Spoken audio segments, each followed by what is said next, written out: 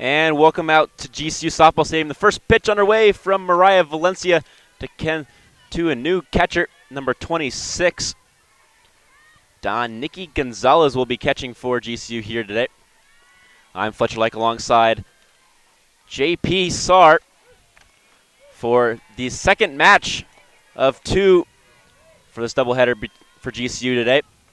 Beating San Jose State 3-2 using two-out home runs in the sixth inning. Take a 3-2 lead before winning. The 1-1 pitch is lined into right field and dropped by the right fielder for GCU. The right fielder for GCU, Lorianne Olson, credited with the error. Summers gets on her first at-bat. Second, the designated player, number 20, Kaylee Holland.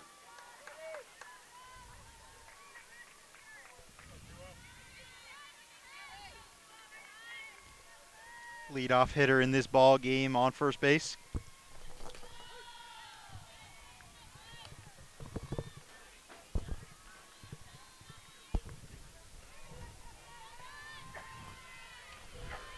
Scoreboard out there still reads 3-2, but They haven't it's reset a it. 0-0 ball game. Yeah.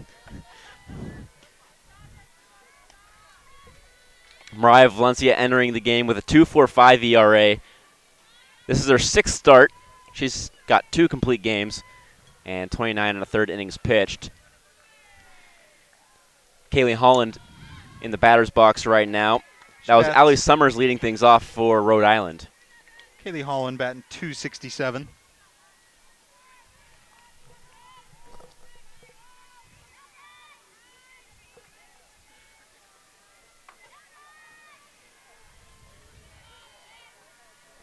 The delivery from Valencia, changeup, and swung on foul down the first baseline. Kaylee Holland, 1 home run, 1 RBI so far this year.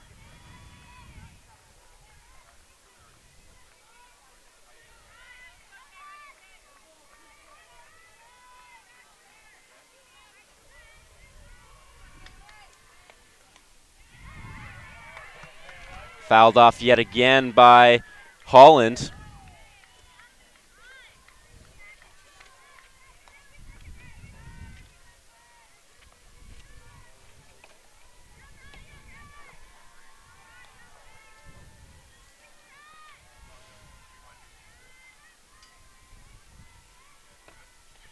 The delivery, fake pick there by the catcher, Gonzalez. Decides not to throw it down.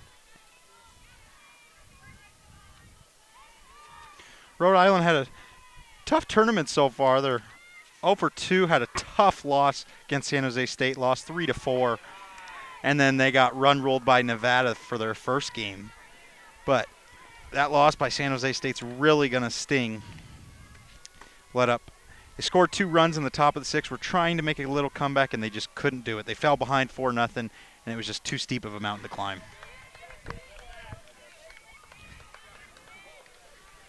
First meeting between GCU and Rhode Island here in the GCU Invitational. Valencia going to battle here against Holland. Holland battling off here. It's a full count. The payoff pitch swung on and fouled off yet again here by Holland.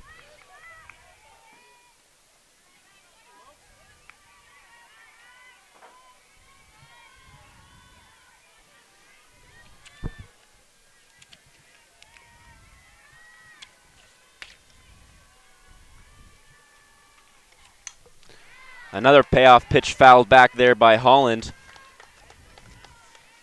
Holland really working the count here. Holland, 267 batter. This is her 16th at-bat, 4 hits for her. She's got an RBI to her name as well. Hitting in the 2 spot. Summers, Holland, Martire, the 3 hitters due up. Lifted into center field and caught by the center fielder, Lainey Gomez. Great play by her. She was able to shield off the sun with her glove, and she's able to bring it in. It looked like she was almost going to come up a little too far and the ball was going to fly over her head, but she was able to bring it in.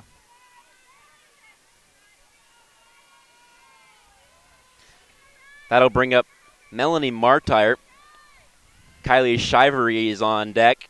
then Erica Yeager, Paige Julik, Jenna Cubello, Danielle Garillo, and Mary Lynn Muldowney. Those are the 9 batters for Rhode Island. Defensively for the Lopes, behind the plate, Nikki Gonzalez. At first base is Bianca Bowling. At second, Camry Wortman. The pitch grounded left side, Shea Smith. Sierra Smith to Camry Wortman. And a double play. 3 up, 3 down for Mariah Valencia. As GCU goes 3 up, 3 down here, using a double play and a flyout, and Valencia gets out of the first. 2 for the price of 1 there. Shea Smith was able to corral that one pretty quickly. Got it right to her second baseman, straight to the first baseman. A beautiful executed double play there for the Lopes. Happy homecoming, GCU students, alumni, and families. This weekend has been full of activities from sporting events to a shotgun golf tournament, and then tonight with the GCU basketball game and tailgate. For more information on this weekend's events, visit gcu.edu/homecoming. Again, that's gcu.edu/homecoming.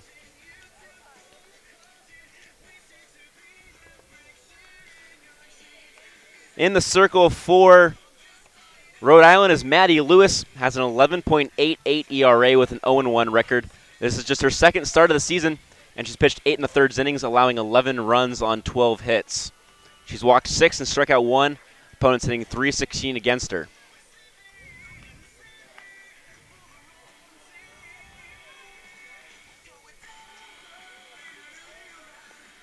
Maddie Lewis did pitch 3 strong innings in that San Jose State game. Only giving up 1 earned run, no walks allowed. She also pitched in 1.2 innings in the run rule game versus Nevada. The starting pitcher, Sarah Gunderson, in that game gave up all 9 runs, so Maddie Lewis came in for 1.2 innings, only allowed 1 hit, and she struck out a batter in that game. So we've seen her at her strongest and we've seen her at her weakest, so interested to see what she shows the Lopes here. Defensively for Rhode Island, Yeager's at first, Cubello's at second, Martyre's at short, Shivery at the hot corner at third base, Muldowney in left, Garillo in center, and Julik in right, and flashing the signs behind the plate is Summers. Lineup for the Lopes here in the batter's box. Stepping in is Nikki Gonzalez. Lorianne Olson and Camry Wortman do up. Cleaning things up is Lainey Gomez. The designated player is Kenzie Hill. Shea Smith hitting 6th. Sierra Smith hitting 7th. Then Bianca Bowling and Taylor Kay cleaning things up in the 9 spot. The pitch from Lewis is fouled off there by Gonzalez, who will get the duties behind the plate this afternoon.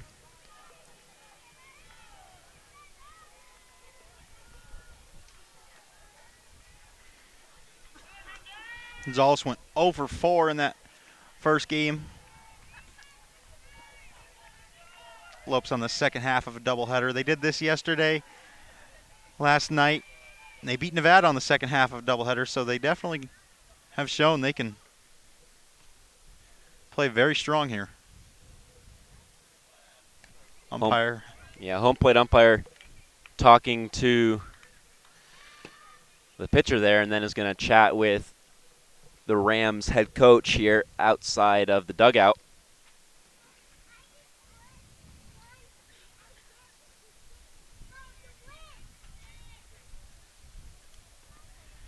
Calming her down. It looked like she winded up for a pitch. She delivered it, and she thought it was a real pitch, but I think the ref, or the umpire, called it a fault or something like that. Not sure what he called there.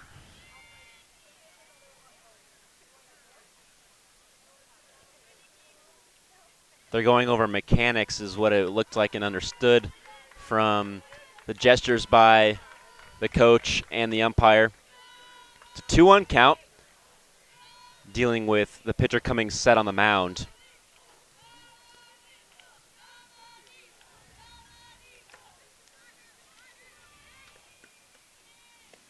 The delivery swung on, belt to the left. Home run, Nikki Gonzalez.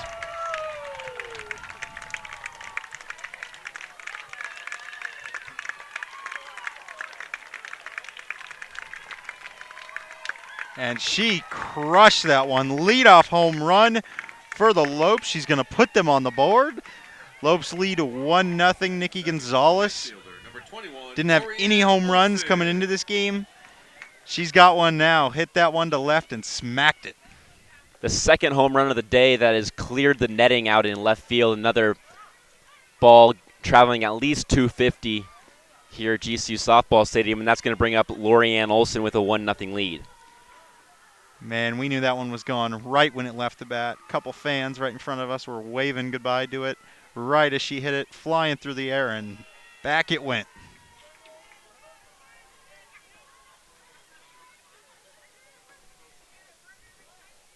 Balk has been called, so an automatic ball will be given to Lorianne Olson.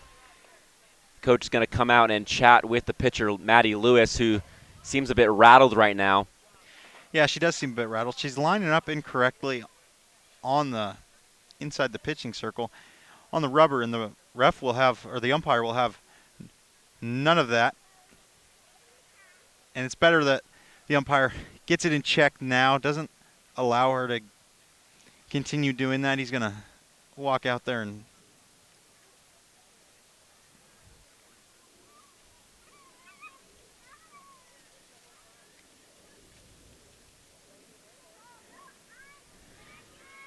Maddie Lewis does seem a bit rattled, though, as you were saying. Cubello's out there trying to calm her down right now. So it's a 1-0 count, and no pitch has been delivered to Lorianne Olson yet.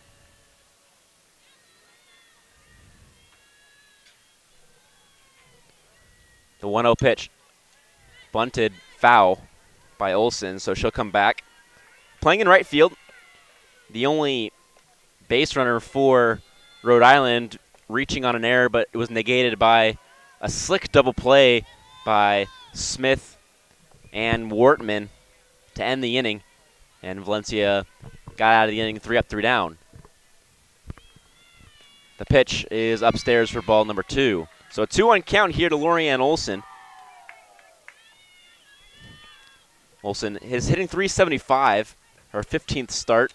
She has 15 hits, 4 RBIs, and will look to get on base here with no outs. The delivery bunted right back at Lewis. Lewis will throw over to first base and record the first out of the inning. Hopefully that helps Lewis calm down a little bit. She seemed real shaken from what the ref did, and it's tough. If you think about it, she's worked so many hours on this, on her pitching form and technique, and then the umpire's telling you it's wrong. It's got to be tough. She's got to adjust mid-game here.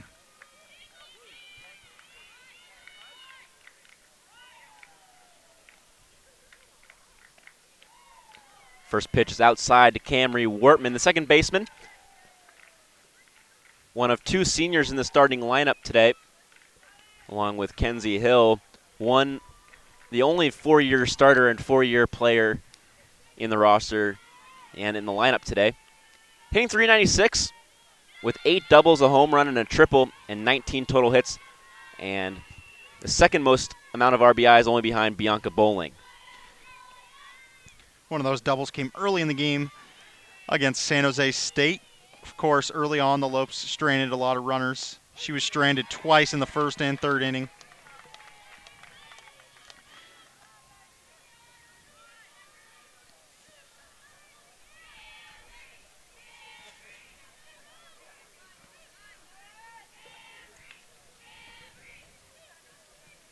The 2-1 pitch is bounced off the first base bag, and that's going to be a single for Camry Wortman here with 1 out in the inning.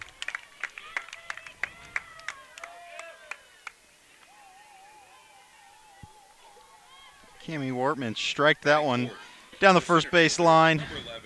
Had enough power on it to elude the first baseman and get out to the outfield, and she's going to put a runner on for Lainey Gomez, who is batting in the 4 spot. Lainey Gomez hitting .409, 18 hits with 2 doubles and 8 RBIs. She's also walked a team-high 6 walks. The delivery is slap bunted foul. So that'll send Wortman back to first. Gomez, one of the quicker Lopes. Wouldn't be surprised if she tried to throw down a little slapper or a bunt and try to advance Camry to second base, and she could even possibly beat out the throw. Bunt shown again. It gets away from the catcher, and Camry Wortman will get on second base with a wild pitch.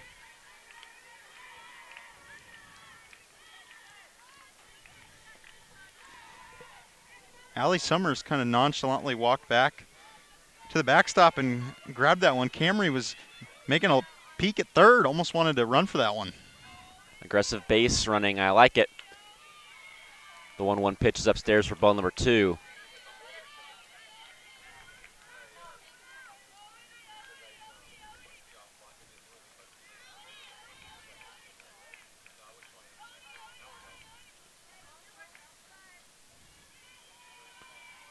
The 2-1 pitch is upstairs for ball number 3.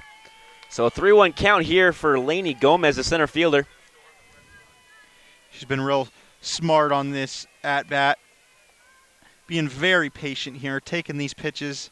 She's got the count in her favor, 3-1. Outside ball number 4 puts runners on first and second here for Kenzie Hill. Kenzie Hill, of course, just playing designated player. She is not in the field, so she can focus real solely on her hitting. She's got a great opportunity here. Runners on first and second. Hill's hitting .310 with 9 hits, 2 doubles, and 2 home runs with 9 RBIs. It's going to show bunt here with runners on first and second. Pull it back and look at a pitch at the shoulders for ball number 1.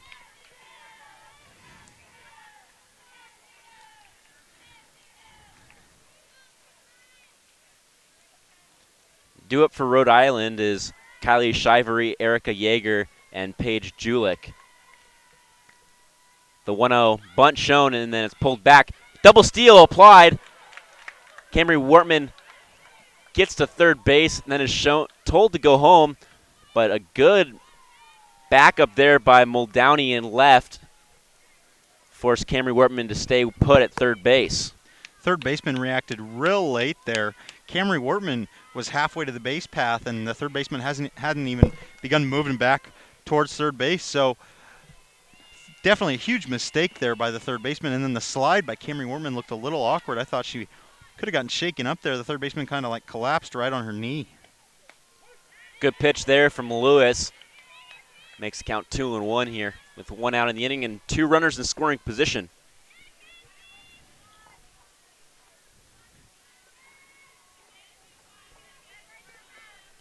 Hill looking to increase her RBI total from 9 to 10 or 11. Ground ball left side. It's going to be another grounder and another RBI here. And an error on Martire.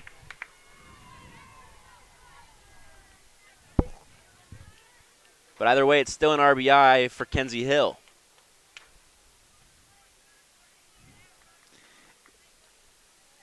Kenzie Hill picks up the RBI. Wortman finally gets her way all the way around, scores a run. She had a single in the first inning last game. Unfortunately, did not get all the way around. She does it this game, gets on the board, picking up a run, picking up just her 7th run of the game. She has 7th run of the season. She has 13 RBIs so far. Definitely known as a power hitter, supposed to be driving in some runs, but she's the one that scores here. The pitch to Smith is a called strike for strike number 1.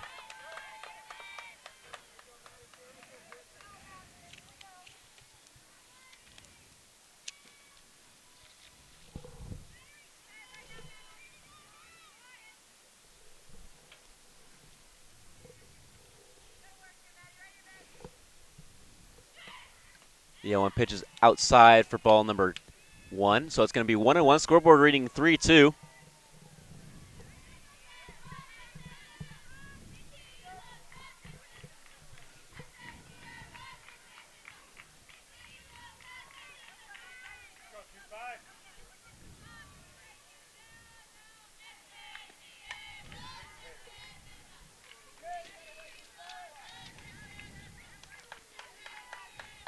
Shea Smith went 1 for 3 last game.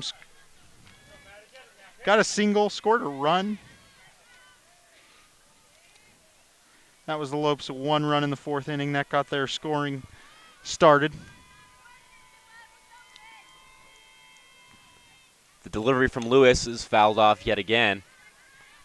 So Shea Smith battling here against Lewis. She scored in the 4th inning. Lopes seemed to get things going, and then her sister got thrown out at third base, kind of stalled things a little bit for the Lopes, but the Lopes were able to score 2 more runs in the 6th, back-to-back home runs. Ball's in the dirt and gets away from the catcher. Big turn at third base there from Lainey Gomez. She'll go back. So runners on second and third after the stolen base.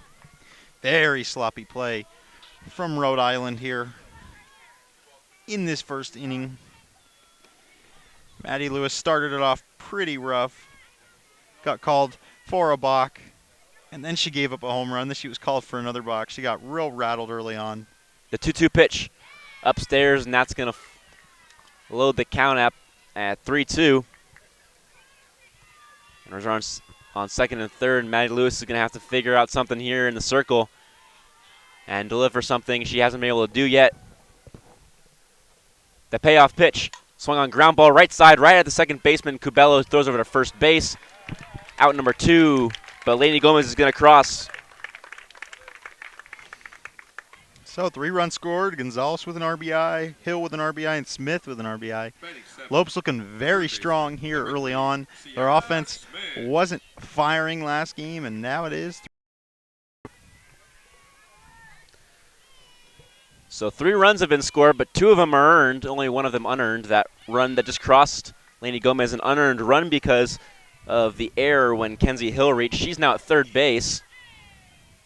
Kenzie Hill's run would be unearned as well.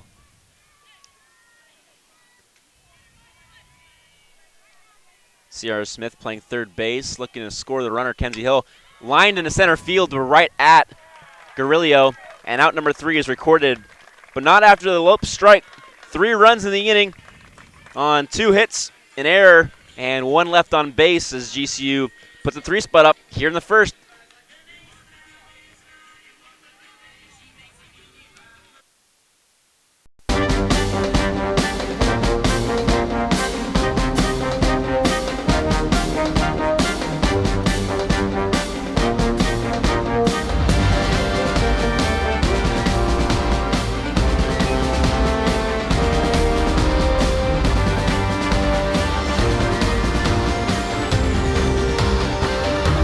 Find your purpose at Grand Canyon University. Private, Christian, affordable. Visit gcu.edu.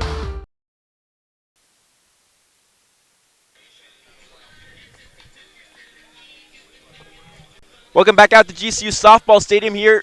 Maria Valencia with a 3-0 cushion here as she comes back out for the 2nd inning. And we'll face off against the middle part of the lineup for Rhode Island Rams. Shivery, Yeager, and Julik. Yeah, Taylor Nolan had a great game last game. Didn't have much confidence, didn't have much run support. Mariah Valencia must have all the confidence in the world. Lopes gave her 3 runs in the 1st inning. Looking like they're going to keep scoring runs too. Very solid inning for the Lopes. And Mariah Valencia also looking solid. Gave up a leadoff.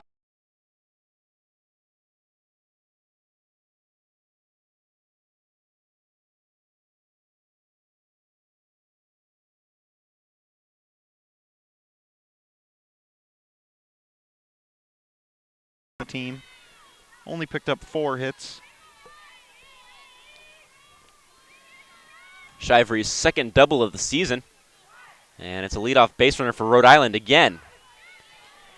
First pitch to Yeager is a called strike, playing first base.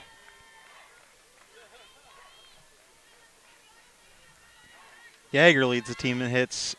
6 hits, 17 at-bats. She has 3 RBIs, and I'm sure she'd love to get 1 more here. The 0-1 pitch is in the dirt, blocked there by Gonzalez.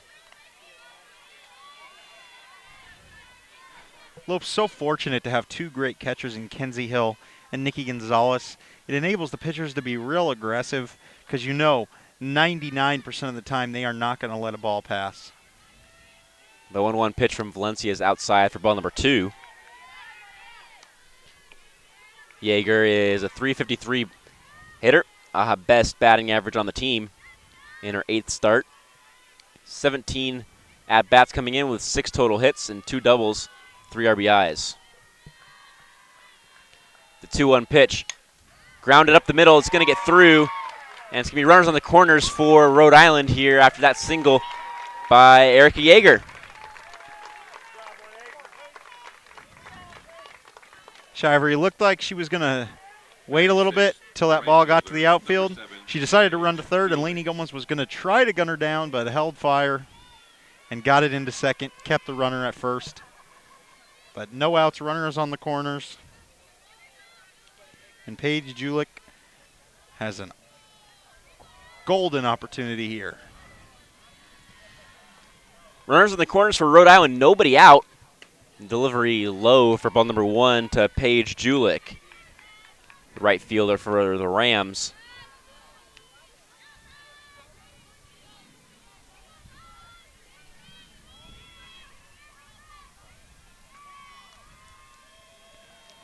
The delivery from Valencia lifted to left field. It's going to get down, and it's going to get over the fence for a ground rule double. That is very fortunate for the Lopes. She ripped that one out there to left field, and the Lopes are fortunate. Flew over the head of left fielder Taylor Kay, and it was fortunate that it bounced because that runner was halt at third, and she might have got all the way around. Yeager was very close to scoring. So a ground rule double scores 1 for Rhode Island. They're on the board here in the second.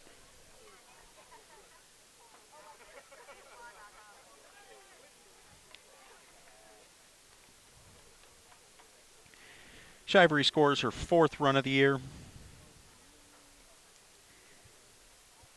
tying Mulaney Martire for the lead on this Rhode Island ball club.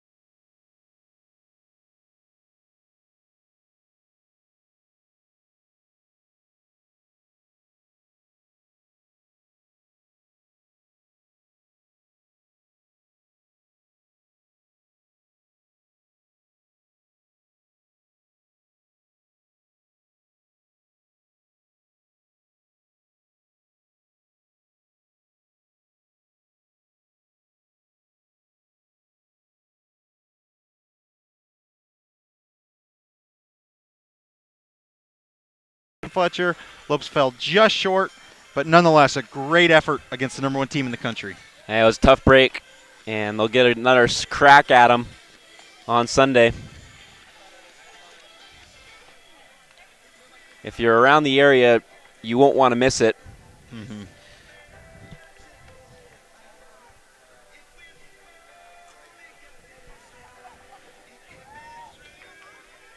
Lopes the underdogs in that matchup, but Lopes definitely favored in this softball matchup here. Looked like they were going to have some smooth sailing victory. Scored 3 runs in the bottom of the first, but Rhode Island came right back with 3 more runs of their own. Maddie Lewis is going to try to settle in here. Try to get some solid at-bats, force some solid outs. Leading off the second for the Lopes. We apologize for any technical difficulties. We're back on here. Rhode Island pushing 3 across there in the second to lead things off. A double by Kylie Shivery, and then a single by Erica Yeager. And a ground rule double by Paige Julich scored Shivery. A single by Cubello advanced to second on a throw, scored Erica Yeager. And then Marilyn Muldowney reached on an error. 3 runs scored. Cubello scoring on that error by the third baseman, Smith. Ground ball right back at Lewis. We'll throw over to first for out number 1 here. So we're all knotted at 3s. And Taylor Kay will step into the batter's box. Number 20, Taylor Kay. Taylor Kay getting her first at-bat of the day. Didn't get an at-bat against San Jose State before Maddie Dowdle came in and pinch hit for her. She stayed in the game as well. Taylor Kay came in and played defense in the 7th. But this will be her first at-bat of the day.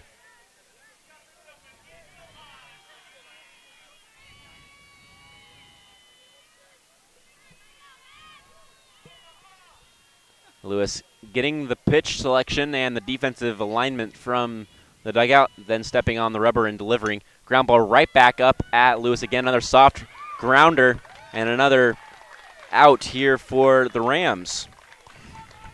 So 2 soft grounders right back at Lewis. And she's gone cruising here in the 2nd. Lewis started with that little balked debacle. But ever since those 3 runs in the first, right towards the end of the first inning, she settled in. 2 easy outs here. Those grounders probably help her confidence a little bit. Nikki Gonzalez lifts one to left again. Off the bottom of the wall. And it's going to be extra bases possibly for Nikki Gonzalez. Yes, it is. Safe at second with a double. The outfielder played that pretty poorly. Line drive right into the wall, fell over her glove, and she threw it in. Right fielder, Lorianne Olson. And her second baseman cut that one off, and I honestly think if she did not cut that off, the throw to second base might have been in time for the out. But Nikki Gonzalez gets that double, gets on. She had a home run in the first inning, a double now. She's bat twice in 2 innings. Hey, maybe she'll get her way to the cycle. You never know. Off the bat, it looked like it was going to be another home run. Yeah. But it landed just at the base of the wall. Fans were creeping out of their seats off the bat there. But either way, it's a double for Gonzalez, her second hit of the day. Lies her down the third baseline, just foul. Lorianne Olson grounded out to the pitcher in the first inning. GCU pushed 3 runs across in the first, and then the Rams were able to mirror that with 3 of their own in the second. The 0-2 pitch is outside for ball number 1.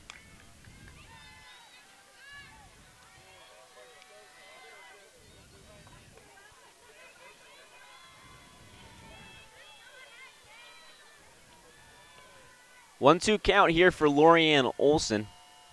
Maddie Lewis delivers. Ground ball left side.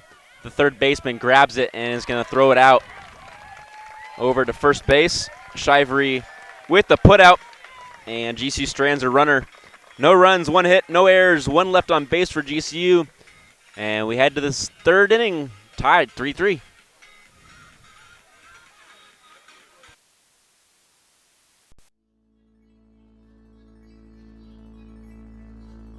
The Grand Canyon University Film Festival is a 3-night celebration of our school's talented filmmakers. It's held in Ethington Theater on March 3rd, 4th, and 5th, and it features some of our best shorts of the year. Come join us to be a part of Arizona's emerging film community. Whether it's for one night or all 3, we appreciate your support.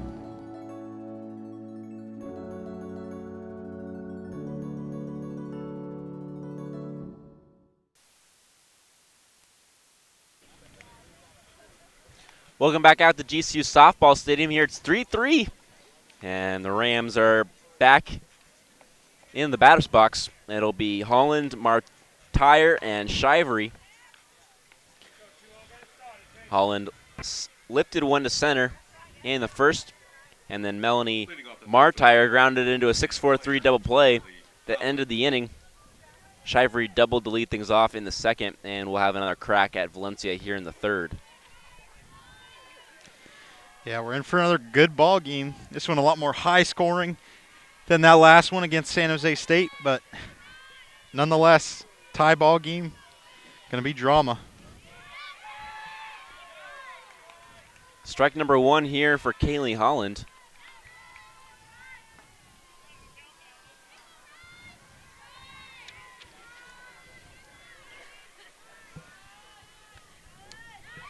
Another strike here for Holland, this time a called strike. And it's an 0-2 count here for Valencia facing off against Holland.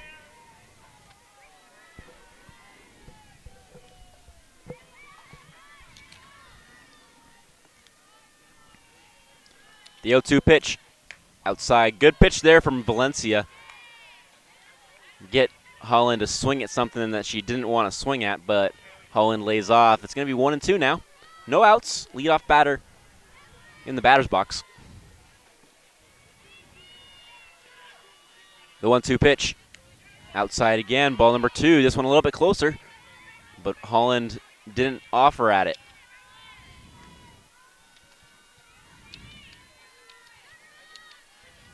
Valencia gets the signs.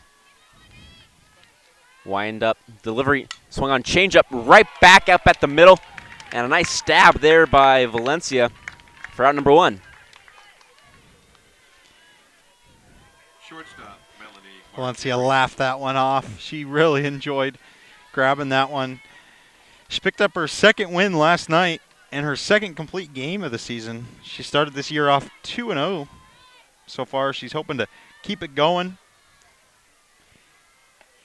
Gave up 5 hits in that showing. A beautiful pitch there. Strike number 1 for Martiri. She's already given up 5 hits so far in this game, but with several more strong innings like this one she's having, she could pick up her 3rd win. Valencia getting ahead in the count early yet again. 0-2 count here for Martiri. 1 out of the inning. The pitch in the dirt, blocked by Gonzalez.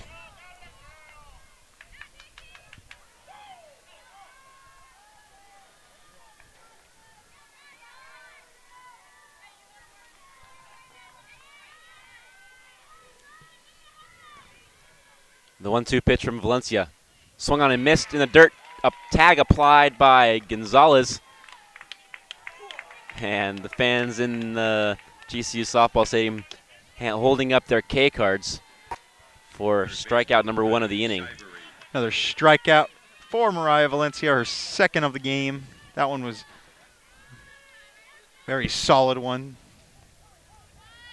No balls, 3 strikes.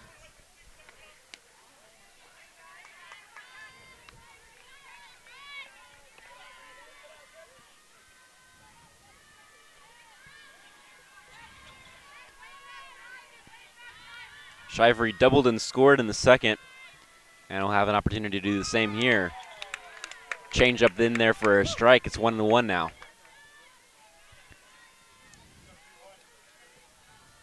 Changeup just looks like it hangs up there like a beach ball. But a knee buckling pitch for Valencia right now misses outside.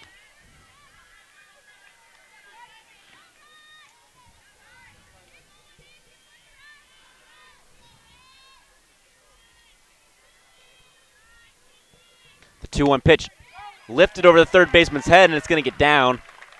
So Shivery is 2 for 2 today with a double and a single. Sierra Smith was playing it so shallow, it was almost like a little bloop single. That really didn't even leave the infield. It just went over the head of Sierra Smith.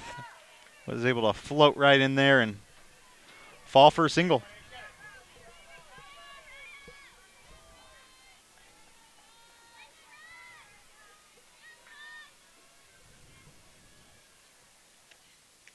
Outside for ball number 1 here to Erica Yeager. Yeager singled in the 2nd and scored as well, scoring on a single by Jenna Cubello.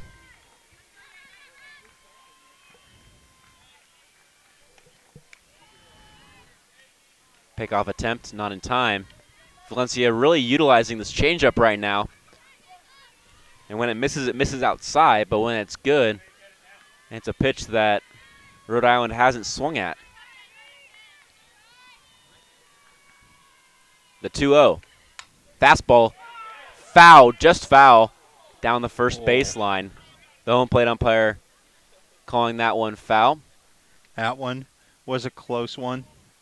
The Lopes fans are on that line, looking right down it. But I think if the Rhode Island fans were on that side, they might be arguing with that call right now because that was definitely close.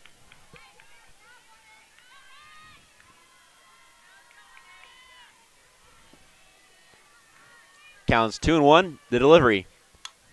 Lifted to shallow right field, and it's going to get down, and then it's going to bounce and get past the right fielder. Being waved home. The tag applied by Gonzalez, but she doesn't have the ball, so the run is going to score. Kylie Shivery scoring from first base, and Erica Yeager getting on with a single. That turns into a triple. Man, that was a tough play by the outfielder there. That changeup by Mariah Valencia came in. Yeager was able to get a little spinning hit on it, and this turf just emphasizes any spin that's on the softball. And that landed right in front of the outfielder Olsen and just took a right turn on her, and she was unable to get that. And then the throw came in, and Shivery hesitated when she was rounding third, and she would have been tagged out if Gonzalez was closer. Foul ball smoked down the third baseline. She would have been out if Gonzalez was able to get that throw in her glove, because she definitely applied the tag and was on time. Yeah, the ball was on time as Shivery, a base running mistake, was caught off third base, hesitated about going home, then the throw home from the second baseman, Camry Wortman, on the relay was in time, but Gonzalez wasn't able to keep control of it.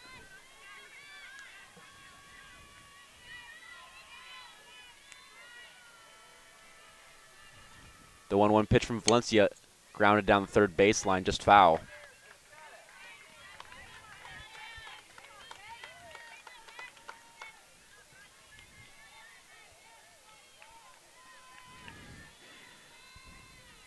No action down there in the bullpen, so Ann Pearson going to stick with her junior pitcher. The 1-2 pitch is in the dirt, makes the count 2-2. Nice job two there. outs. Nice job there by Nikki Gonzalez, keeping that one in front of her.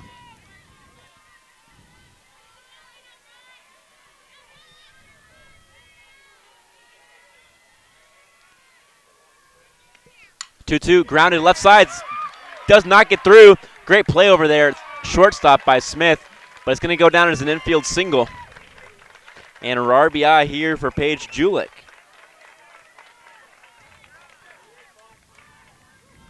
Three straight singles for the Rams. Scores 2 runs, of course. Yeager advanced 2 bases on the throws and the misplay in the outfield. So Rhode Island popping off 5 runs in the second and third. Tag applied over at first base by Bowling, not in time.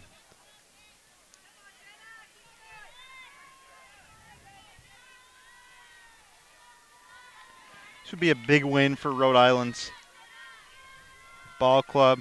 Of course, flying out here all the way to Phoenix. Haven't gotten a win yet in this GCU Invitational. It would do a lot for their confidence going back home.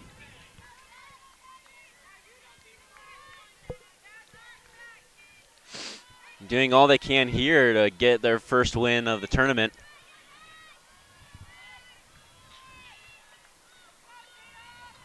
(5-3) ball game here after they scored 5 in the last 2 innings. Lifted to right field, just going to get foul. No play there for Olsen.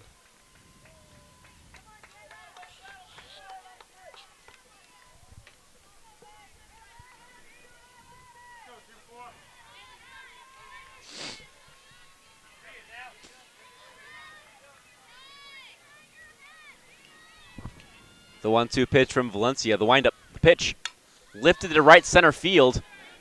Lainey Gomez, no play on it. Will give way for Olsen, who makes the grab. Out number 3, but not before the Rhode Island Rams take a 5-3 lead off a couple of hits and a triple. And it's a 5-3 ball game heading to the bottom of the third here on GCU TV. Less than a week away from the first ever TEDx Grand Canyon University. This is a TED event completely organized by GCU students to bring the university and the community together in the spirit of TED's mission, ideas worth spreading. Enjoy a full day of diverse thought through speakers and community on March 2nd. For more information, visit gcuarena.com.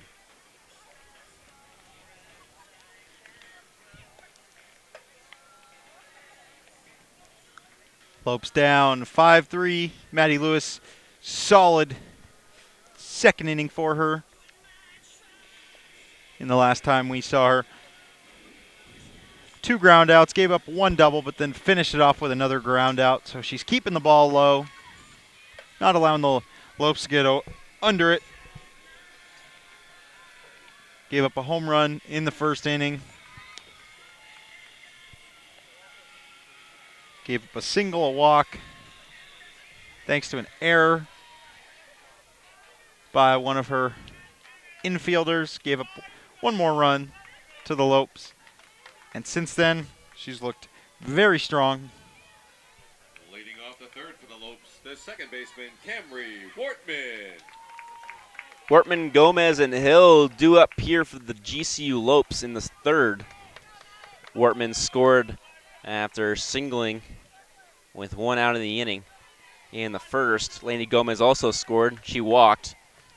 And a plethora of stolen bases for GCU allowed multiple runs to score and put runners in scoring position, utilized an error, and GCU had 3-0 lead, but haven't scored a run since and is now trailing 5-3 after Rhode Island has put up a 5 spot and split up over 2 innings, 3 in the second, 2 in the third. Lopes will need a battle here, just like they did earlier today. The 1-0 pitch to Wortman, lifted to right field. It's going to get caught. What a play out there in right field by Julik on the warning track and then bouncing into the wall. That must be a bummer for Wortman. She really got a hold of that one. It looked like it could have been very close to flying over that right field wall. But it falls just short. Julik snags that one right in the warning track. It's not really a warning track, yeah, man. It's turf, warning but turf. That's still what it's called. Doesn't really warn you at all. Flare to left, snagged by the left fielder for the Rams. That's Muldowney, who had a great read on the ball off the bat of Gomez, and that brings up Kenzie Hill. Designated player, Kenzie Hill. Solid contact for the Lopes on the last 2 at-bats, but right to the outfielders. Julik just had to back up about 10 paces, and Muldowney just took a few steps forward. First pitch is grounded up the middle, and Kenzie Hill's going to reach with a 2-out single. Good at-bat for her. First pitch, strikes it down the middle. Shortstop, Shea Smith. That'll bring up Shea Smith, who grounded out to the second baseman back in the first. Has an opportunity to do good things here again. She's hitting .350 in the season. 19 hits, 6 doubles, a triple, and a home run. 9 RBIs. Yeah, she grounded out in her first at-bat. Scored a run, but still grounded out. Ball is low for ball number 1. She's going to need to do a whole lot more than a ground out if she wants to keep this inning alive for the Lopes and make something happen. Maddie Lewis has certainly settled down after that first inning where she got into some trouble. The 1-0 pitch is at the elbows for ball number 2.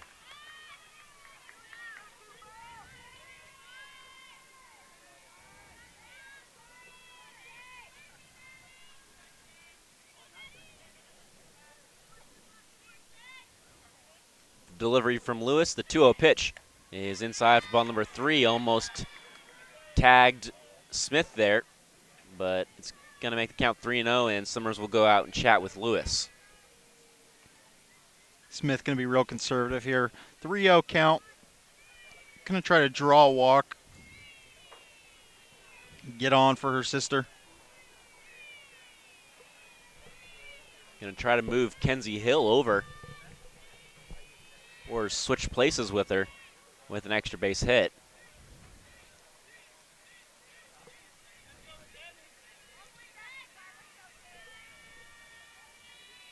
The 3-0 pitch is low for ball 4.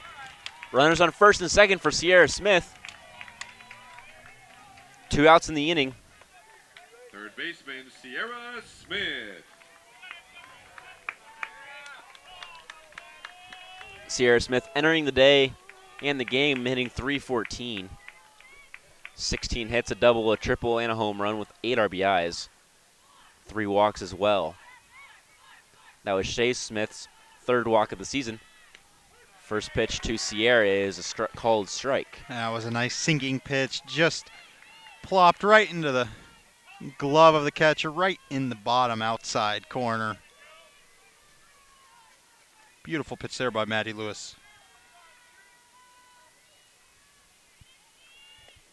The 0-1 pitch is low for ball number 1.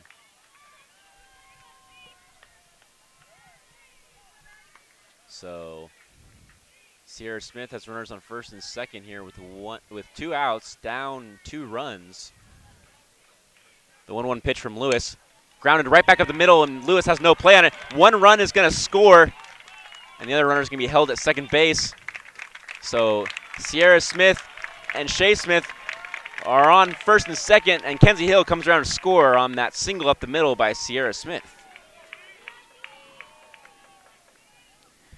Maddie Lewis, who was looking real solid the last inning and a half, 2 innings and a half, retired 7 of 8 batters. And then up came Kenzie Hill. She got a single in there. She walked Shea Smith, and Sierra Smith got a single, scored a run.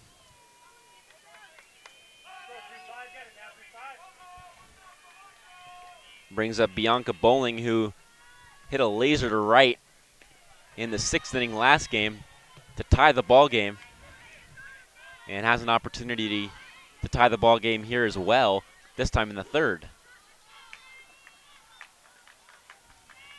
Had a soft ground out right back at Lewis in the 2nd. GCU hitting the ball at the middle very well today. Teach you that at a young age, hit the ball right back where it came from. And you'll do good things, you'll get on base. Unfortunately for Bowling, Kay, and Olsen is that they hit him right back up at the middle, softly right at the pitcher. Her home run last game, there's no one on, but it came with 2 outs. Same kind of situation for the Lopes. They were trailing by 1. She tied it up. The 1-1 pitch is a called strike. Looked pretty good at the end of it, but it looked a little bit upstairs when it was starting to cross the plate. Nice pitch there from Lewis. 1-2 count now with 2 outs and runners on first and second. The Smith sisters on base. The 1-2 pitch fouled back. Lewis yet to strike someone out this season, this game. She did it once a couple games ago in this GCU kickoff tournament, or invitational. Lewis has 1 strikeout on the season. She'd love to get another one here, but that's exactly what Bianca Bowling doesn't want to happen. She's going to try to avoid that. Pitch is jammed to shallow right. The second baseman is going to grab it for out number 3, but the Lopes snag a run. Kenzie Hill cross it after singling and then scoring on a single by Sierra Smith. It's a 5-4 ball game as we head to the 4th here on GCU TV.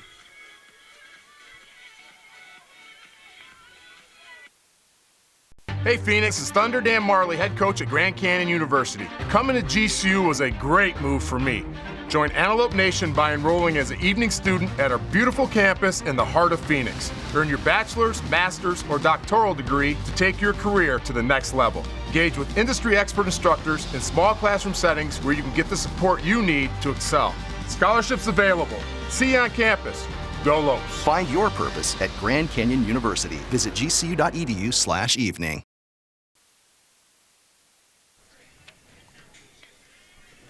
Welcome back out to GCU Softball Stadium here on the campus of Grand Canyon University. Beautiful day here on a Saturday afternoon in Phoenix, Arizona.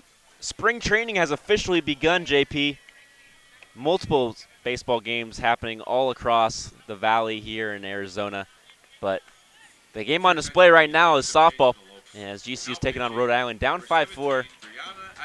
Brianna Aguilar-Bocage will step into the circle here for GCU. She pitched earlier today in relief for Taylor Nolan. And then Taylor Nolan came in to get the last 2 outs of the inning in the 7th. She had a pretty good outing earlier. Only allowed 1 hit. She exited in the 7th inning because she had back-to-back hit by pitches. She had 1 strikeout, allowed 2 walks, and then clearly the 2 hit by pitches. So Lopes are hoping she can keep that form up.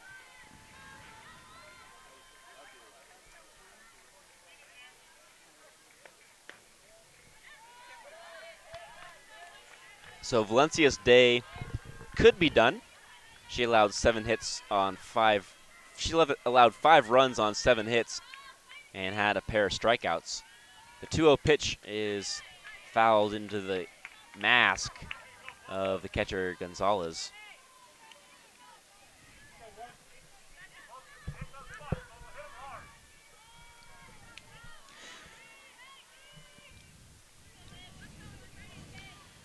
The 2-1 pitch from Bobo is fouled into the leg of the batter. Yeah, it took a hop right out front. Lopes fans thought that might have been in play, but nope, off the leg of it. Guerrillo still looking for her first hit of the season.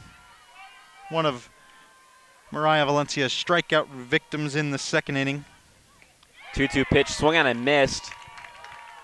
Out number 1 here in the 4th, and the first strikeout for Bocage here in the 4th and in the game.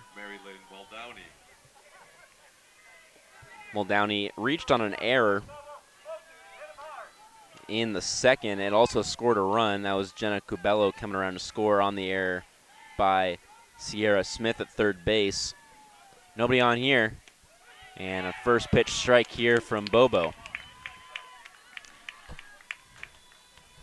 She's looking real good right now. Coming out, delivering her pitches, hitting her spots, working together with Nikki Gonzalez very well. The 0-1 pitch is fouled back. Good swing there by Mary Lynn Muldowney, though.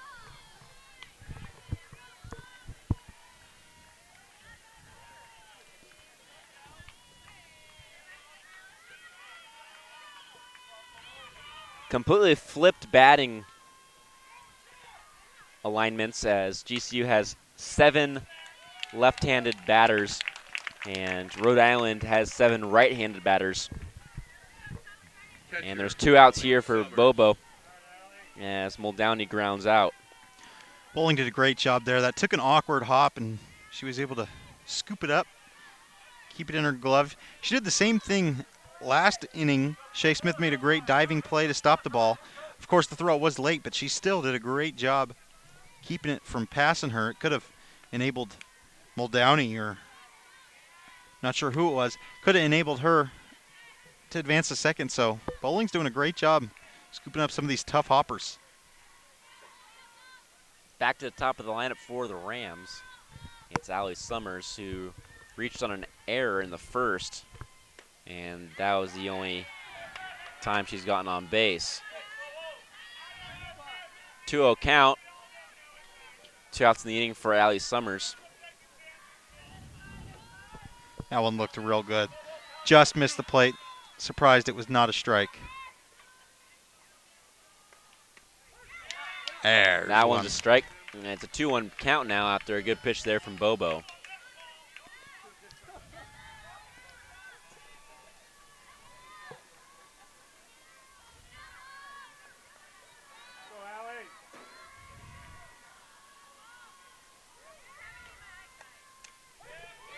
Strike number 2, it's a 2-2 count now after Bocage comes in there and delivers a 2-1 pitch for a strike.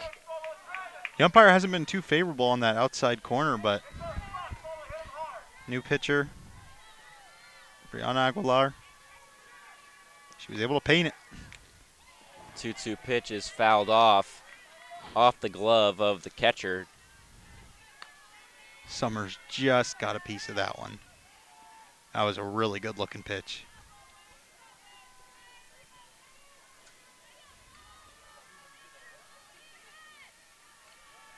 The 2-2 pitch from Bobo is not. That's a good call by the umpire as she leaned in there to try to get that one. So it's going to be ball 3.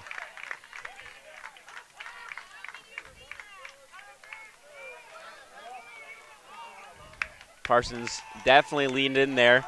You could see that. Bent her knees and stuck it out there, try to get hit. Would have been close if she hadn't moved.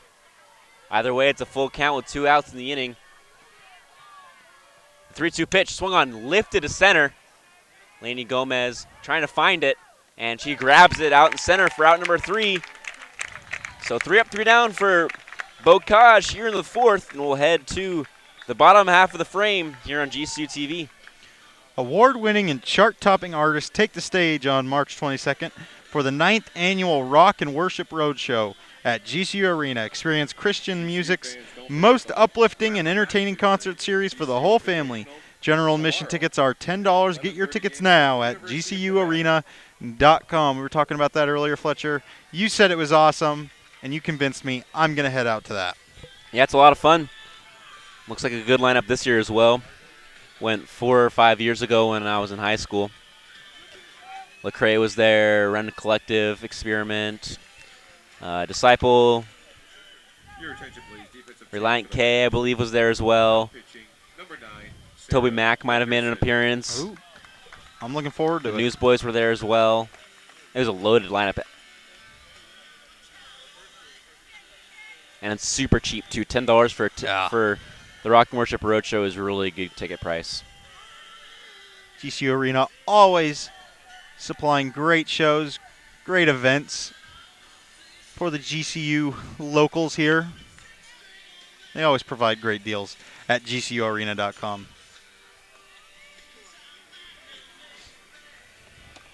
Hopes down. 5-4 here.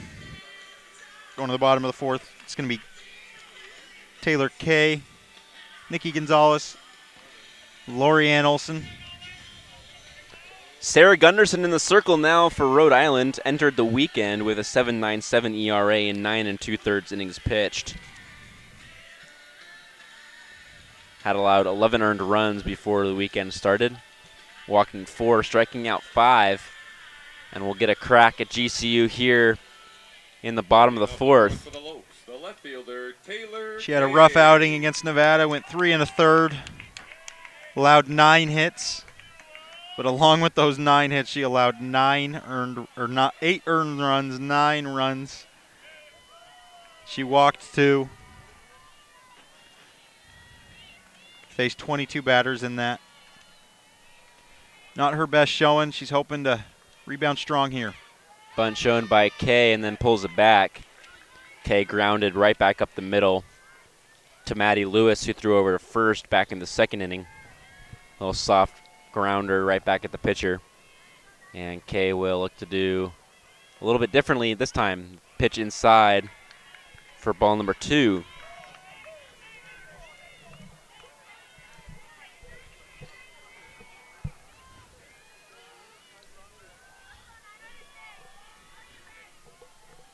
The 2-0 pitch from Gunderson. Bunted at and pulled back there by Kay.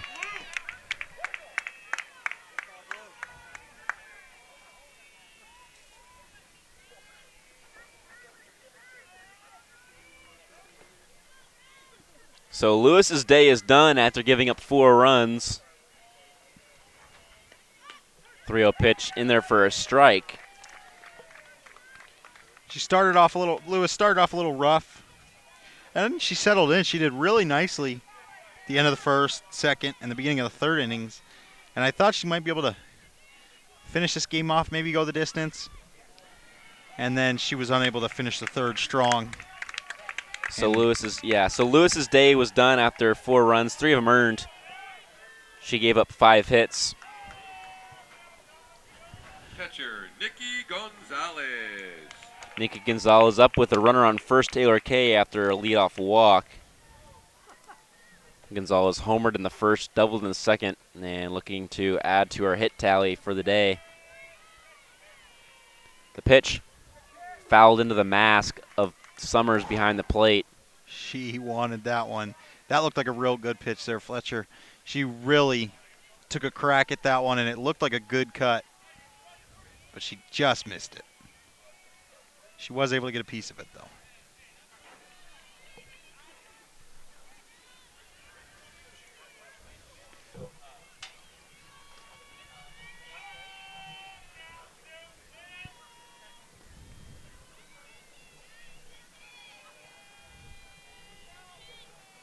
The 0-1 pitch, and Gonzalez is going to lift it out of play.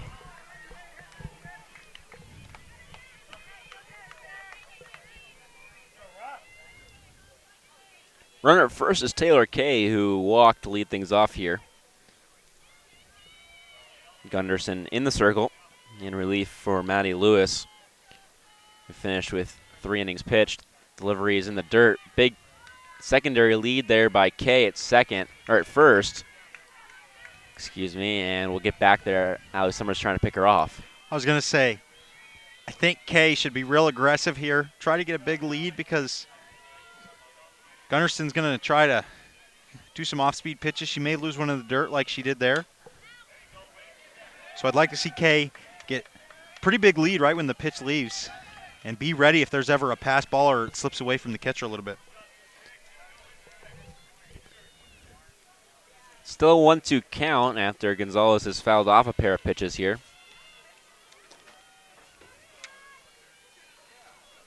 The 1-2 pitch delivery's lifted foul again, this time down the right field line again. And Gonzalez battling off Gunderson's pitches here in the 4th inning, down a run.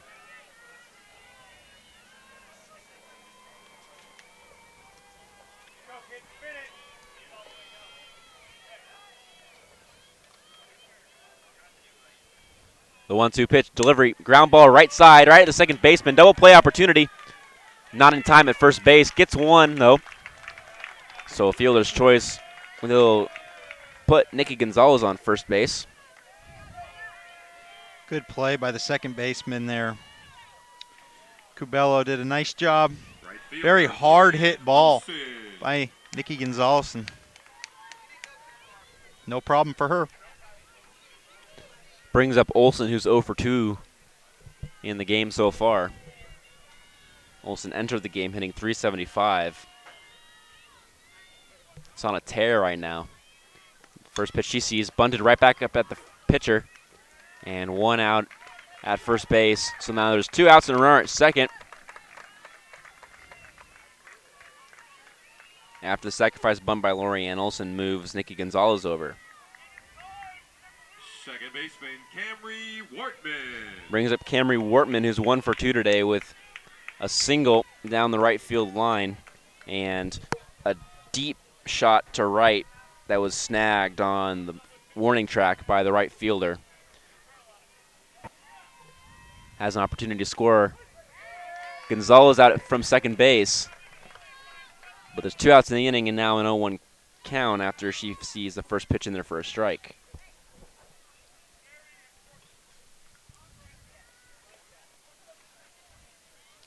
Ann Pearson going to pinch run here for Nikki Gonzalez.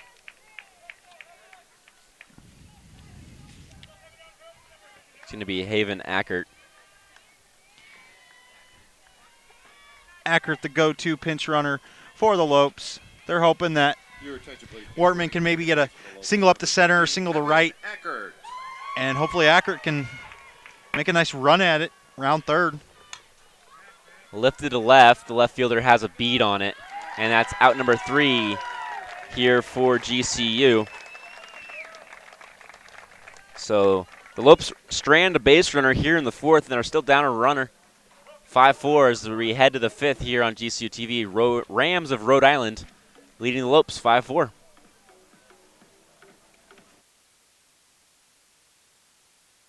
I'm Dewey, a student here at GCU studying communications. My dad graduated from GCU in 2009, and he is definitely bleeding purple. He loves GCU to the max. Me choosing to follow in his footsteps was the best idea I could have chosen. The program they had here and the direction it could take me was exactly what I wanted and what I needed. I am a GCU Lope, and I will forever always be one. Find your purpose at Grand Canyon University. Private, Christian, affordable. Visit gcu.edu.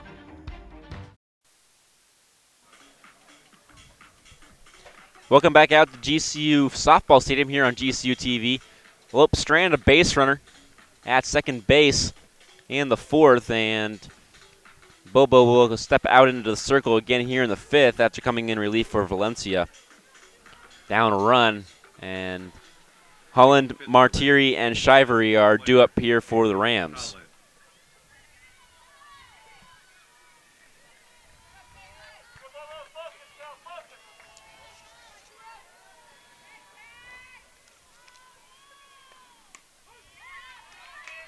In there for strike number one to Holland.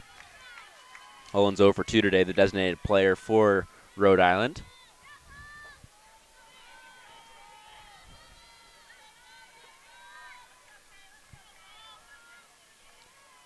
The 0-1 pitch is outside in the dirt for ball number one. Martiri's on deck, grounded into a double play in the first to end the inning, and struck out in the third. So the 2-3 batters for Rhode Island are 0 for 2 today. The 1-1 pitch in there for a strike.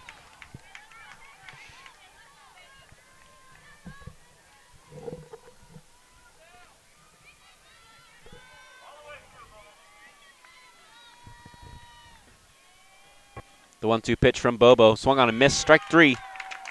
And she has her second strikeout of the day. I talked to Ann Pearson before the season, and they are just so excited about Brianna Bokage, the freshman out of Tucson, Arizona. She just seems so poised and seems like such a veteran. You never know she's a freshman. They just throw her into these tough situations. She started last inning with a 1-2-3 fourth inning, and so far a strikeout here in the fifth. She's just been so awesome and so poised. Good pitch there from the freshman Bobo, and that one's going to sneak in there on the outer part of the plate for strike number one. Rhode Island's going to call time and have a little offensive timeout here.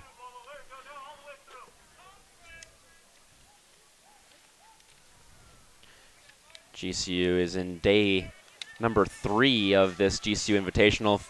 Final day tomorrow, where GCU will take on Nevada.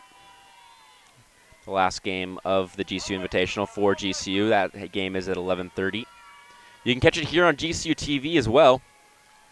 And then next weekend, GCU Round Robin will be here on campus. GCU will face off against Maine and Creighton. Those games on the 3rd, 4th, and 5th. A game against Maine on the 3rd, a game against Creighton and Maine on the 4th, and a game against Creighton and Maine on the 5th. The 1-1 pitch from Bobo is lined right back up the middle, right where it came from. And it's going to be a one-out single here for number 13, Melanie Matiri. Great liner there. Just fired it past Brianna Aguilar-Bokage. She almost reached out for it, but just missed it.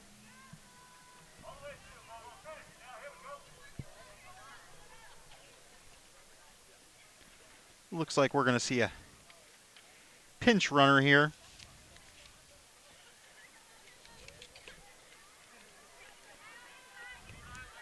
Sophomore Rebecca Sims going to pinch run. Running at first base for the Rams, number 8, Rebecca Sims. Now batting the third baseman, Kylie Shivery. So Sims comes in to pinch run. The first pitch to Shivery is a ball.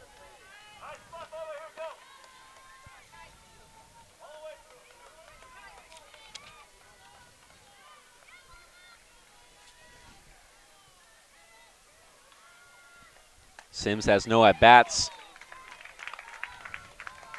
in the game so far, or the day. She's 1 for 2 on the season.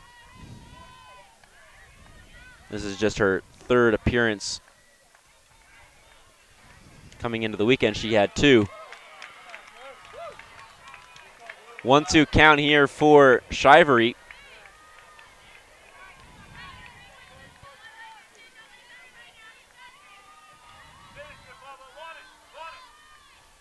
Bobo needing to dig deep here, run on first, one out. The 1-2 pitch.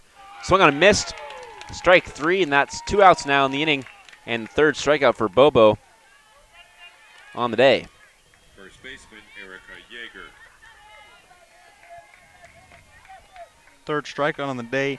Second strikeout in the inning. She's been real aggressive. Even when runners are on base, she just keeps it ripping through. She does it there. Strike one.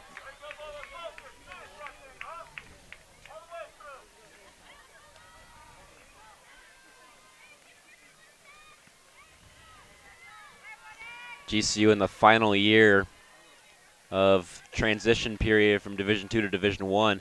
GCU softball won the WAC championship the very first year in the WAC. Shivery reaching on an infield single. GCU winning that 2014 WAC championship, as you can see out in left field, the championship's banner that will wrap all the way around, and don't be surprised if the numbers just keep wrapping around the outfield here as GCU is looking to create conference championships here with softball and all the spring sports and all the sports across the athletics program. Men's basketball competing for WAC championships as well. Currently sitting in second place, most likely where they're going to finish unless CSU Bakersfield loses to Chicago State or UMKC, which is highly unlikely right now. GCU would also need to take CSU Bakersfield when they play Bakersfield in the final game of the season. It's doable for GCU. They just need a little bit of help if they're going to finish tied for first with Bakersfield. The 1-1 pitch clips the outside part of the plate for strike number 2. And it's a 1-2 count here for Erica Yeager.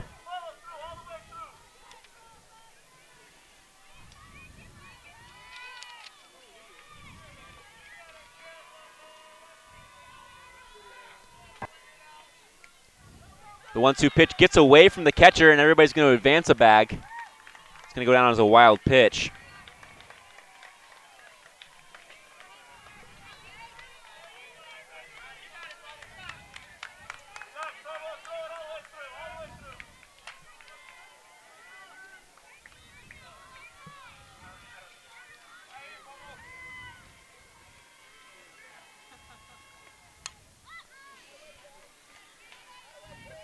Julik having somewhat of a good GCU Invitational so far. She's got 1 hit in the last 2 games. She did drive in a run, hoping to do that again here in a tough 2-out situation.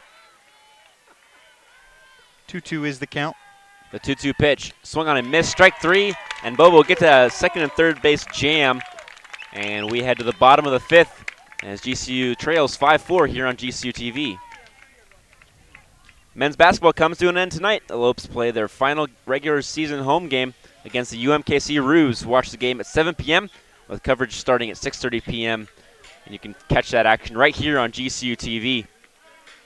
Yeah, we just talked about that. Lopes have had a very good season, especially at home. Been unstoppable at home. Big wins against New Mexico State, SDSU. Played very tough against Louisville right here at home. So they've had a very successful home season. Bidding adieu to Dwayne Russell in his final season. Man, it seemed like he's been here forever. Throughout this D1 transition process, he has been the leader of this Lopes basketball team. Yeah, you got granted an extra year of eligibility, and it's been the difference maker this year. Oh, yeah, Probably wouldn't have gotten to 20 wins if Russell hadn't been the starting point guard this year. What is he, like top 5 in NCAA in scoring or something? He was up there for a while. Yeah. I don't think he's up there right now anymore, but for a while he was up there.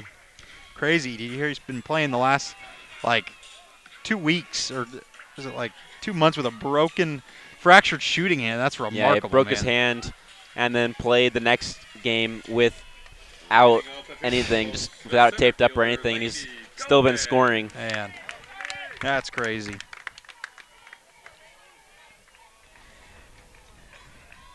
Lainey Gomez coming to bat. She walked in the first, lined out in the third. She's the leadoff hitter here for the Lopes in the bottom of the fifth, down by 1.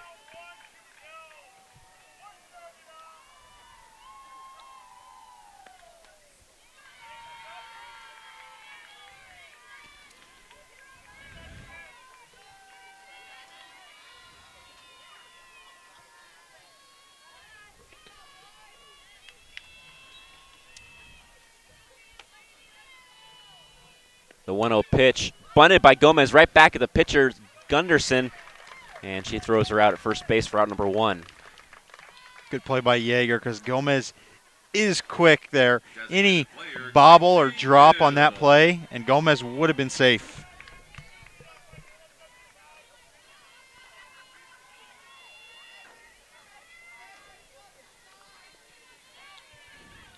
Kenzie Hill running RBI so far this game.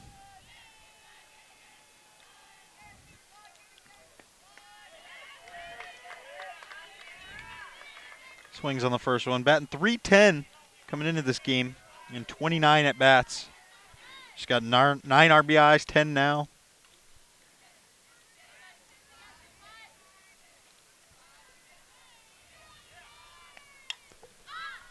The 0-1 pitch is lifted, and it's just going to get out of play.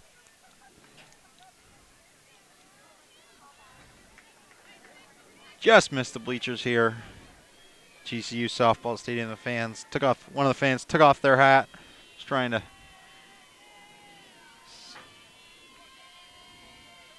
scoop that one with his hat. 0-2 count here for Kenzie Hill with 1 out. Soft grounder right side, out number 2. 2 up, 2 grounded out for Gunderson. Shortstop, Shea Smith. Gunderson has not allowed a hit yet. Came in at the beginning of the 4th. Both teams made pitching changes right at the beginning of the top of the 4th and in the middle of the 4th. The first pitch to Shea Smith is fouled off. Smith reached on a walk in the 3rd. Hasn't come around to score in this game. She moved to second on a single by her sister Sierra. Sierra also got Kenzie Hill to score on that single, an RBI single for Sierra Smith. The 0-1 pitch to her twin sister Shea is just outside for ball number 1.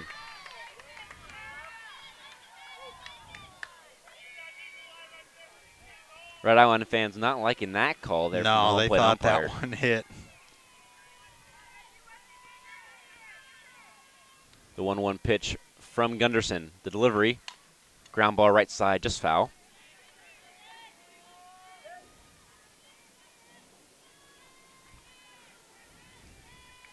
You said it wasn't going to get this hot, JP. Yeah, I thought it was going to stay right around 60 degrees all day. The high said 64, and sun's beating right down on us. It's a perfect day for softball, though. Yeah, it is. It's beautiful out here. Yeah, we're complaining about it being too hot, and it's not even 70 degrees. The 1-2 pitch swung on a miss there by Smith, so strikeout number 1 here for the Lopes in the game, and the 3rd out of the inning here in the 5th. And Gunderson retires the side in order.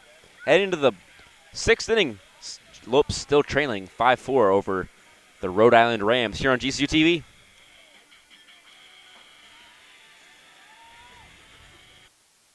Earning your RN to BSN degree online doesn't have to be without the college experience. Finding your purpose takes support from those around you. GCU's leadership offers over 3 decades of experience delivering our accredited RN to BSN program 100% online. Graduate in as few as 16 months, learning from full-time practicing nurse faculty in small classes. Integrate your education with your faith and Christian worldview.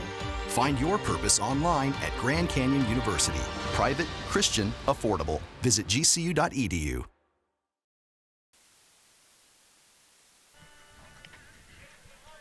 Welcome back out to GCU Softball Stadium here on GCU TV.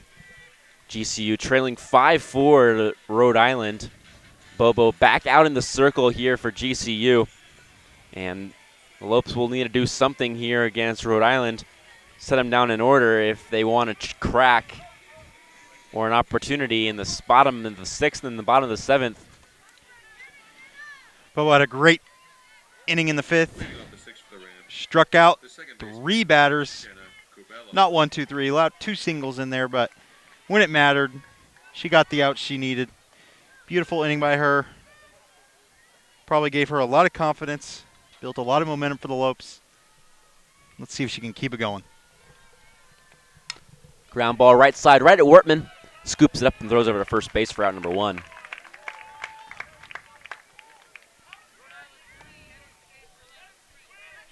New batter for Zembic steps in for as a pinch hitter here for Guerrillo.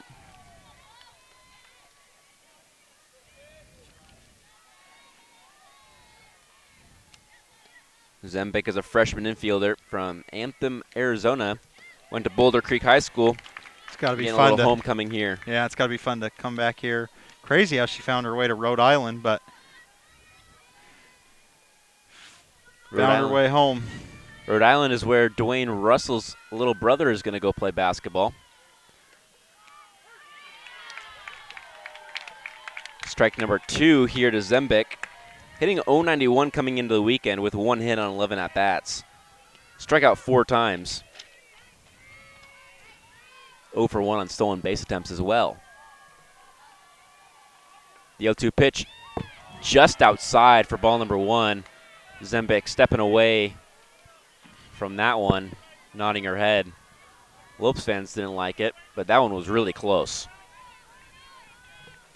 Zembic leads her team in strikeouts, and Brianna Aguilar is trying to keep it that way. Another great pitch there on the outer part of the plate, but it's ball number 2.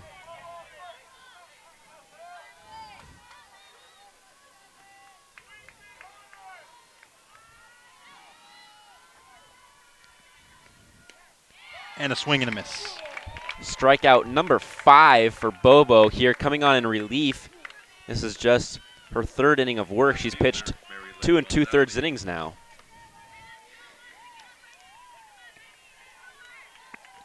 What a fun game to watch. If I would have told you that the Lopes pitchers would combine for 7 strikeouts and allow 5 runs, would you have believed me? Nope, not at all. not even close to a chance. Crazy.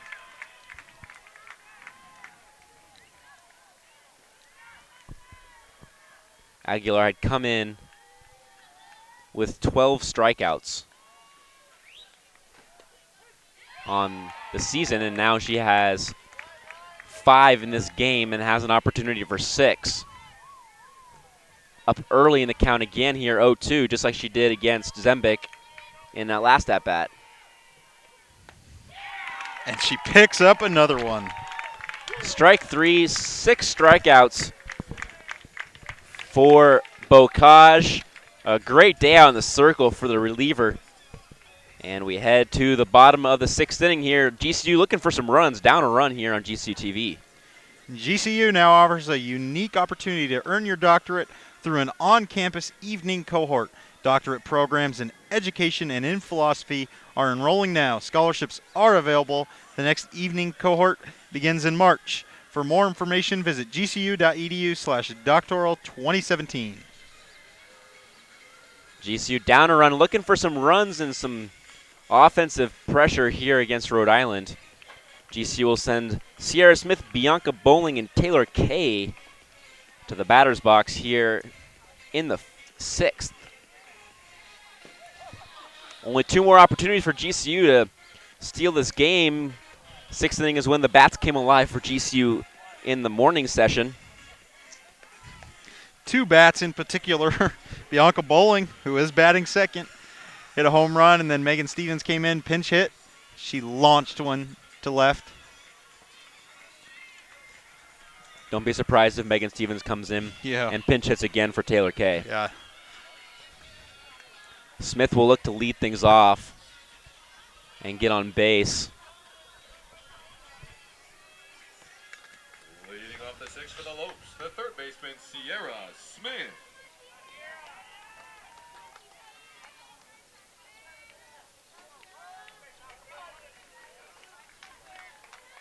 Sierra Smith is 1 for 2 today with an RBI.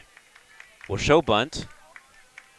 The delivery from Gunderson. Swung on, lifted, just through the hole. And it's going to be a line drive single for Sierra Smith to lead things off here in the 6th inning. Oh, she rounded first, and she wanted to go to second real bad. But she knew her team really needs that run. She can't afford to get thrown out at second, so.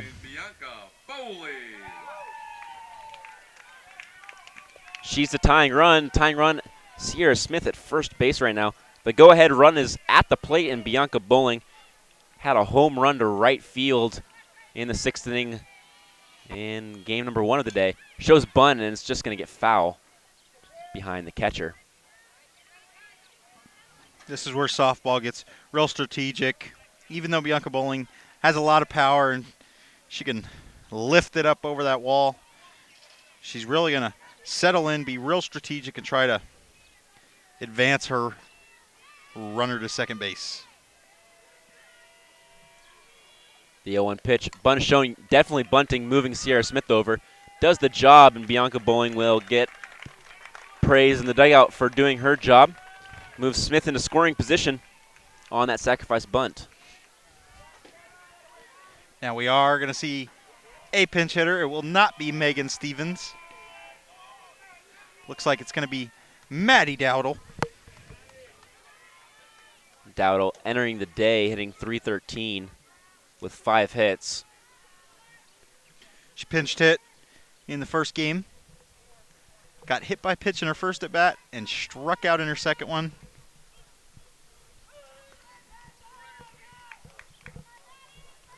Your attention, please. Pinch hitting for the Lopes. Number 4, Maddie Dowdle.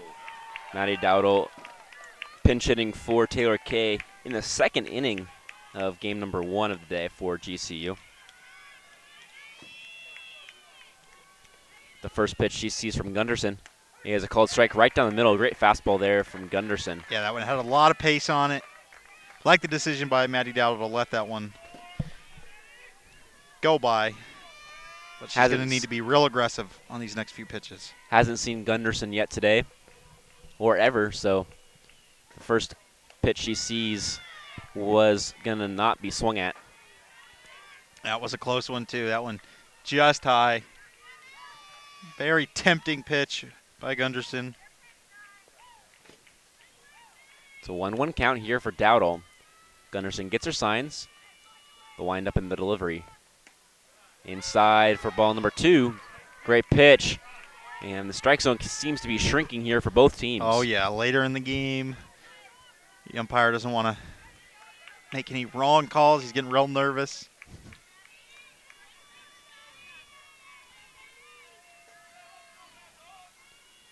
Which is very interesting because most of the time as an umpire, ball lifted into the middle part of the infield and it's going to be caught by the shortstop for out number 2.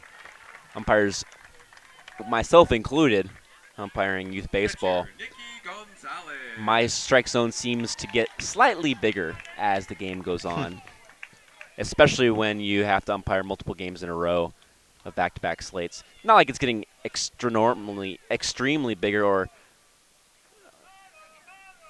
like it's going to end the world if you call a strike outside of the strike zone kind of thing. But umpires are human and they don't always want to be around every single play. And umpire etiquette is to hurry things up, and that the joke around the umpire community is to get things done as quick as possible, and that means a bigger strike zone because if it's the kids are swinging, then the game will get done faster. Absolutely. Walks after walks after walks elongate games. Hit after hit after hit makes them fun for everybody and gets the games over with faster and gets you out of the sun and out of the weather.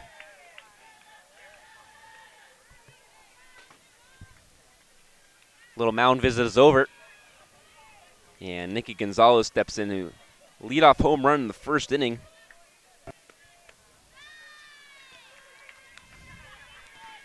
That would do the job for the Lopes right here. She also doubled in the second. That would also finish it off.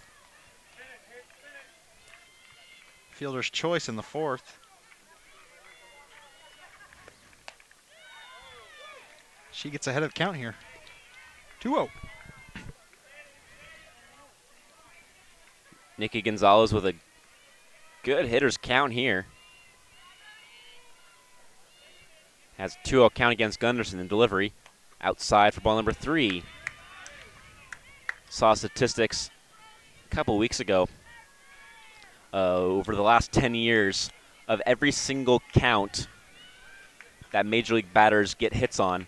And a 2-1 count is the best count for baseball batting averages.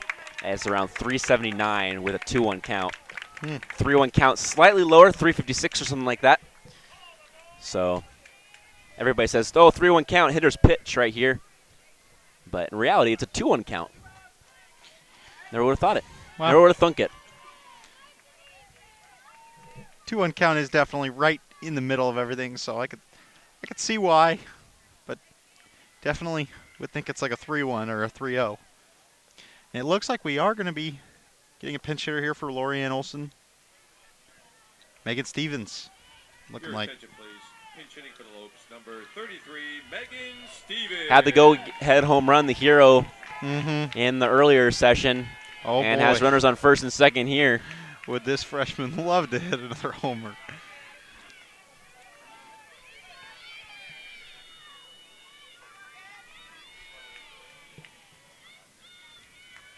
The first pitch to Stevens, outside.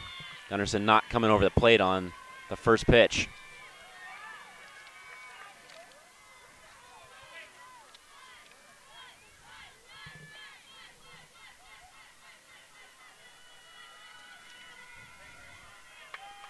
GCU Lopes in the dugout mimicking the Texas A&M fans after a 4-pitch walk, saying 4, and then after that first ball, that at bat, saying 5 repeatedly for how many balls in a row the pitcher had thrown.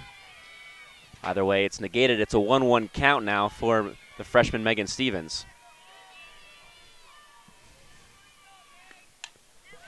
Foul ball. She went after that one. Tried to go after it. Bat got a little behind her hands, and she fouled that one off just a touch late. A tad late and underneath it. And Megan Stevens has a 1-2 count now with 2 outs in the inning. GCU looking to manufacture some runs here with 2 outs. The delivery from Gunderson. Lifted to right center field. It has a chance. And she does it Megan again. Stevens, have a day.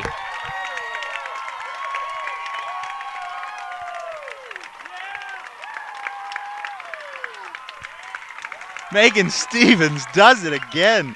Last game, it was a tie ball game. She hit the home run. She pulled it to left center field, launched it over the net. This one not as far. She pushed this one to right center field, but nonetheless, she has all the power in the world. Crushes this one out to right field. Picks up a 3 RBI home run in the bottom of the 6th inning. Same exact inning, same situation, and she does it again. She is clutch. Ice in the veins for Megan Stevens. Are you sure we're not watching the game from at 11:30 right now? We might be. It's literally almost Can anybody check a little more scoring for us, because Megan Stevens Wow. just had a deja vu moment there, belting one to right center field, and that one got out of here quickly, and the Lopes fans were on their feet. And GCU has a 7-5 lead here, their first lead since the first inning. We didn't really talk about it last game, but I was going to mention it this game. If the Lopes pulled this one out, I was going to say, who's the player of the game? Player of the day is Megan Stevens. Absolutely. No, she's had 2 at-bats no and doubt 2 about home it. runs. Popped up in the infield. 2 players calling each other off, and they both run into each other. It could have been disastrous there for Rhode Island. But out number 3 is recorded. And GCU will come back out for defense and try to set Rhode Island down here in order. They have a 2-run cushion instead of a 1-run cushion like they had last time. And GCU will look to end things here against Rhode Island here on GCU TV.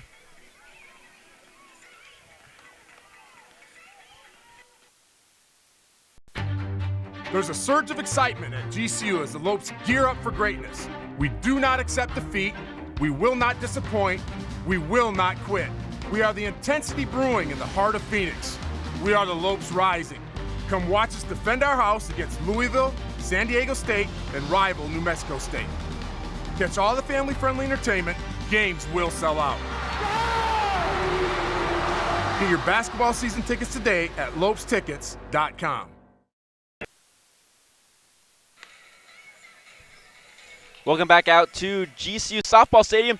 GCU's Megan Stevens having a day. The MVP of the day, most certainly. She's hit She's going to be 2 the home MVP runs, of the tournament. 4 RBIs on 2 swings of the bat. She's going to be the MVP of the tournament. She's been to at-bat 2 times, and I don't know where my stat sheet is, but she might even be leading in RBIs for this entire tournament of anybody. It's insane what she's done these last 2 games. It's just a great job. What a start to her freshman GCU career. She's going to look back 4 years down the line, 3 years in the future. She's going to be like, wow, that's where it all started, right there in that GCU Invitational, and JP Saar and Fletcher Like were there for it.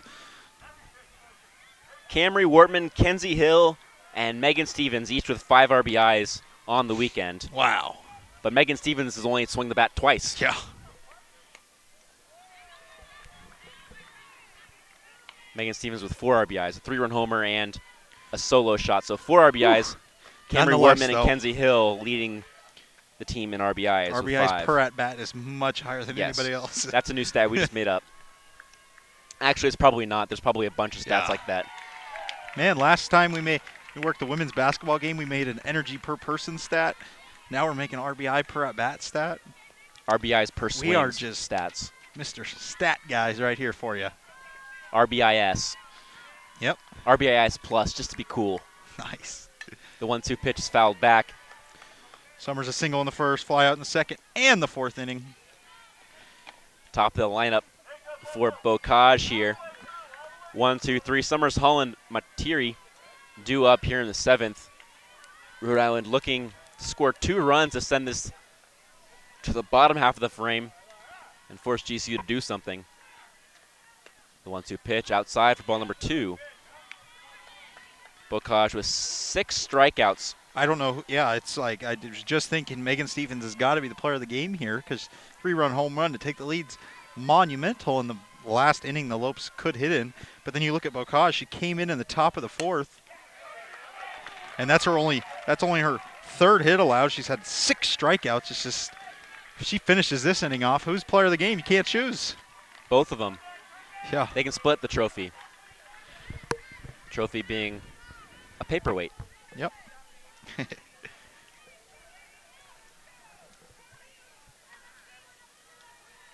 Change going to be applied here for Rhode Island. Pinch runner number 10 coming into the game. Brianna Heller.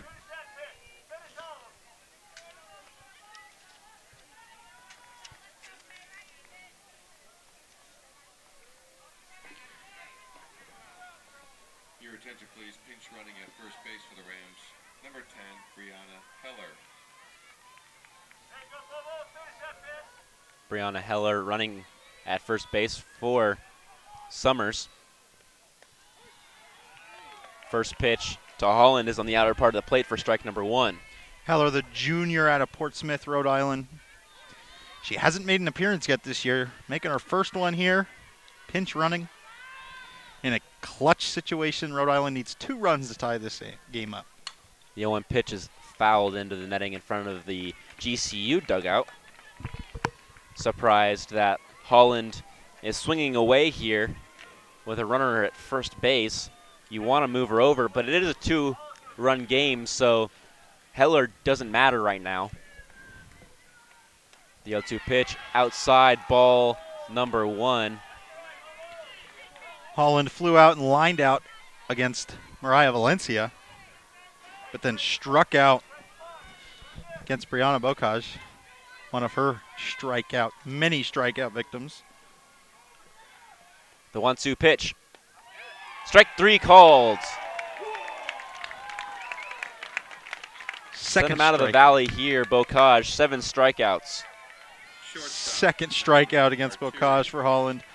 I was just counting it. Holland, before that one, had struck out 6 completely different batters for the Rams. None of them were able to figure her out, and it continues now. That's another strike here for Bocage. She's dialed in. Yeah, nothing can phase her right now, even the single to right center field by Summers to lead things off. Materi is 1 for 3 today, grounded into double play. Ground ball left side, 1 out at second base. What a play there by Shea Smith. Wow, Shea Smith. We always knew she was great at fielding. She's made awesome plays here. She had one earlier just like that where she made a diving stop. The throw was late because it was a very tough grounder to get to, but the diving stop in itself was great. She made another one there, made the smart decision, get it over to second. She took a peek at first, thought, I'm just going to throw this to second here and get this runner out here. Great choice there by Shea Smith. Shorter throw is definitely easier. It looked like Heller hesitated at first base because she was very late. Ground ball right side, fair ball, game over. GCU wins it. Another come-from-behind victory for GCU here on a Saturday afternoon softball game. 2 home runs for Megan Stevens to win the game. They were go-ahead home runs in the 6th inning, and they were the difference maker both the games. We got spoiled, Fletcher, I'll tell you what. 2 great games for the Lopes. They won 3-2 in the first one against San Jose State. Both were game-winning hits in the 6th inning by Megan Stevens, both home runs. Provided the game-winning run, but we also got to see a home run from Nikki Gonzalez lead off the game for the Lopes in the bottom of the first. And we saw a home run last game by Bianca Bowling. It was 2 solid games. So far, a great GCU kickoff tournament for the Lopes. They moved to 15-1. Lopes are on fire so far this season. Yeah, 6 home runs in the 3 games that I've broadcasted for GCU softball. They might want to. Lucky you. I don't know. They might want to keep me doing Hire you these full time. games. Yeah, if they want to keep hitting home runs.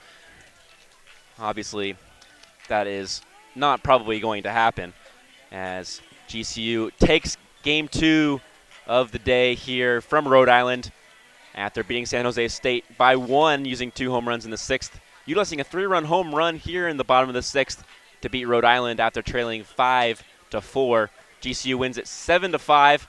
Bocage, 7 strikeouts in relief. She threw 4 full innings in relief out of the cage and out of the bullpen for GCU. GCU wins it. And thanks for tuning in. We've got more GCU softball tomorrow. Tune in at 11:30 for the last softball game of the GCU Invitational. And don't forget, follow GCU on Twitter, Facebook, and Instagram. And don't forget to subscribe to our YouTube channel at youtube.com/GCU. Have a great night, everybody. For the entire crew and JP, I'm Fletcher Like. Go Lopes.